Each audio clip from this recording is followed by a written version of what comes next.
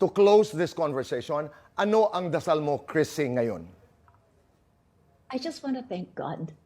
Gusto ko magpasalamat because people I do not know, people na have never met me, yung mga hindi ko kakilala, everywhere, boy. Kanina kasi may nag-deliver ng pagkain dito. I was asleep, pero may dala sila ng mga prayer booklet. Ang laki ng community dito sa LA, and I barely go out, but when my sons are out, they're recognized, and lahat, wala akong na-encounter na hindi nagsabi sa mga anak ko, sa mga kapatid ko, sa mga taong alam na kaibigan ko sila, na pinagdarasal nila at sinasabi nilang kailangan siyang gumaling kasi meron pa kaming hinihintay galing sa kanya. Gusto pa namin siyang mapanood. I cannot promise you that. Kasi ang dami ng hindi ko kayang gawin. Pero ito po ang pangako ko sa inyo. Hindi ko kayo bibiguin dahil sumuko ako. Wala sa pananaw ko sa buhay na pwedeng sumuko. Kailangan lumaban. Hindi ko ipapahiya ang sarili ko sa inyo dahil binigyan niyo ako ng pinakamagandang regalo. Yung pagmamahal ninyo at pagsuporta ninyo at yung pagdarasal ninyo. Kasi wala naman akong nagawa para sa inyo. Pero kayo, sobra yung binibigay niyo sa akin na lakas because I know na you're praying for me, and that's the biggest gift anyone can give. Okay. Can I just say, boy, para sa mga kapatid ko, I miss them so much. I love them so much, but it's so hard. And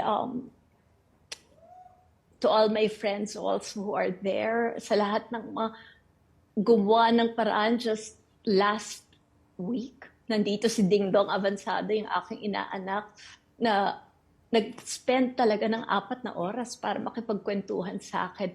Malalaman mo kung sino talaga yung matotoo mong kaibigan. Dahil talagang gagawa at gagawa sila ng paraan. I want to say thank you also to you for making this happen. Thank you to Mr. Duavit and Miss Annette and everybody in GMA. Dahil kayo ang nagbigay sa akin ng venue para ma-explain sa mga tao kung anong nangyayari. And also to our friend, Miss Jessica Soho, kasi boy, alam mo naman na sa kanya nakapangako yung interview na to, pero nung nalaman niya na sa'yo ko binigay, wala siya talagang pag-aalinlangan. Dahil alam niya na you are like a brother to me. Maraming salamat, Chrissy. May I just say also, Go ahead. thank you very, very much. Congratulations sa bago mong kontrata. Kasi siguro mag-share ka na sa mga medical bills ko. Maraming salamat. No, because Happy Valentine's and happy birthday, Chrissy. don't laugh. That's your gift. Okay. Okay.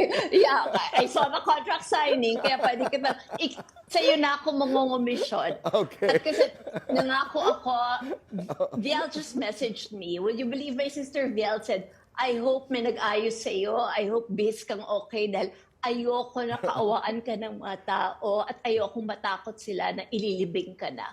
Okay. No, I refuse to die. Okay. We hear you, Chrissy. Yeah. Yes, talagang I pipilitin ko because ang next my next chapter is to become a stage mother. Okay. Okay?